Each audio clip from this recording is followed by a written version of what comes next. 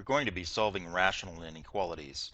Rational inequalities look like this: 1 over 2x plus 5, there's my rational part, is greater than 3. What we're doing graphically is we're going to be trying to find the region where 1 over 2x plus 5 is greater than 3. As you can see, it's actually pretty small. Now, when we're dealing with inequalities, we treat positives and negatives differently, and so we need to take this by cases. In the first case, we have to consider when the bottom is negative, in other words, when 2x plus 5 is less than 0.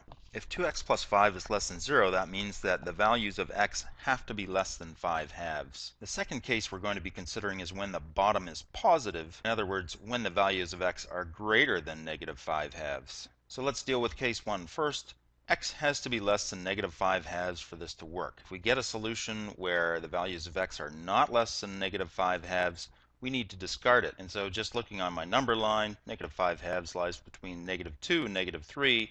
This is the region where I'm going to be accepting any solutions x is less than negative 5 halves. And so now I'm ready to do algebra on my rational inequality. I'm going to start out with 1 over 2x plus 5 is greater than 3, and we're just going to work on this until we get x isolated.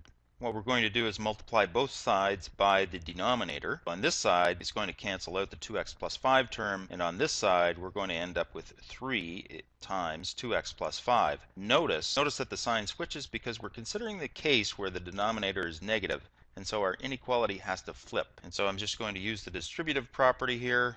I'm going to subtract 15 from both sides. The inequality stays the same. Now I'm going to divide by 6 and simplify. Once again, the inequality doesn't change. And so negative 7/3 is less than x, or in other words, x has to be greater than negative 7/3. But I also know in case 1 that x has to be less than 5 halves for this to work. And so if I looked on my number line, what I would see is that these two inequalities don't overlap at all, and so there is actually no solution to case 1. And so now I'm all ready to work down case 2. Now in case 2, 2x plus 5 is greater than 0, in other words the bottom is positive. That means that x has to be greater than negative 5 halves, and so solutions that I find have to be in the interval greater than negative 5 halves to work. And so when I look at my number line, they have to lie in this interval greater than negative 5 halves to be valid. Okay, and so we're going to do our algebra, and it's going to pretty much pan out almost exactly the same as it did before, except this time the sign isn't going to switch because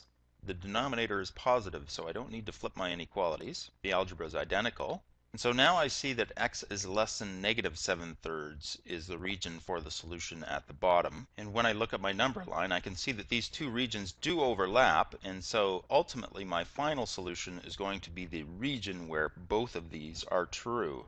And so I can see my inequality lies between negative 5 halves and negative 7/3. Any values of x in here are going to satisfy the inequality. And when we look at our graph, we can see that indeed that is the case. It's a very small area in here where the graph lies above the line y equals 3.